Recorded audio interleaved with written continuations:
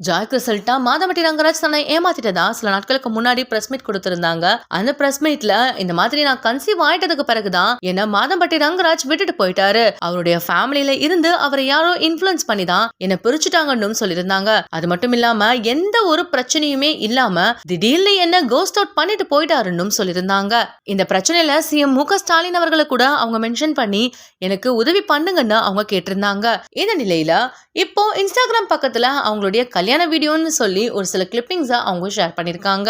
அது மட்டும் இல்லாம அதற்கு என்ன கேப்ஷன் கொடுத்திருக்காங்கன்னா, கருவிலே உயிர் உருவாகும் பொழுது உயிர் கொடுத்தவன் கடமையை மறக்க கூடாது. நான் உள்ளே துடிக்க நீ வெளியே தப்பிக்கிறாய். இதுதானா உன் அன்பின் அறிமுகம்னு ரங்கராஜா கேள்வி கேட்கிற மாதிரி அந்த கேப்ஷன்ல கொடுத்திருக்காங்க. ஆனா இவ்ளோ பிரச்சனைகள் நடந்தும் கூட ரங்கராஜ் அவர்கள் இந்த விஷயத்த பத்தி எந்த ஒரு இடத்துலயுமே பேசாம தான் இருக்காரு. அது மட்டும் இல்லாம சைலண்டா ஜாய் கிருசல்ட்டா தன்னை இந்த மாதிரி அசிங்கப்படுத்துறதா சொல்லி மான நஷ்ட வழக்கும் போட்டிருக்காராம். பாலாவுக்கு உதவி பண்றதுக்கு எங்க இருந்து இவ்ளோ பணம் வருது? இப்போ ரீசெண்டா பாலாவுடைய காந்தி கண்ணாடி திரைப்படம் வெளியாகி மக்களிடையில நல்ல வரவேற்பை பெற்றுட்டு வந்துட்டு இருக்கு. ஆனா இந்த சமயத்துல அவருக்கு எவ்வளவுதான் நல்ல சப்போர்ட் இருந்தாலும் சில பேர் அவர் மேல அவதூறு பரப்பும் விதமா சில கேள்விகளை அவர் மேல எழுப்பிட்டு வந்துட்டு இருக்காங்க.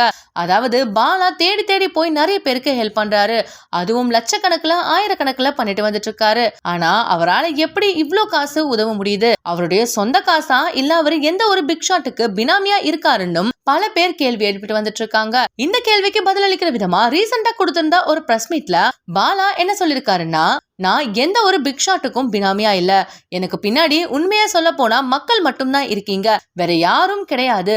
நான் சம்பாதிக்கிற என்னுடைய சொந்த பணத்துல தான் நான் உதவி செஞ்சுட்டு வந்துட்டு இருக்கேன். அது யாருக்கு பிடிக்கலன்னு எனக்கு நிச்சயமா தெரியல.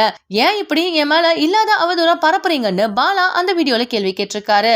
அது மட்டும் இல்லாம நான் ஒரு நாளைக்கு 7ல இருந்து 8 ஷூட்டிங்ஸ்க்கு போயிட்டு இருக்கேன். கடுமையா உழைக்கிறேன். அதனாலதான் என்னால பலருக்கும் உதவி செய்ய முடியுதுன்னு பாலா சொல்லியிருக்காரு. பாலாவுடைய இந்த பதில பத்தி நீங்க என்ன நினைக்கிறீங்கன்னு கமெண்ட்ல சொல்லுங்க.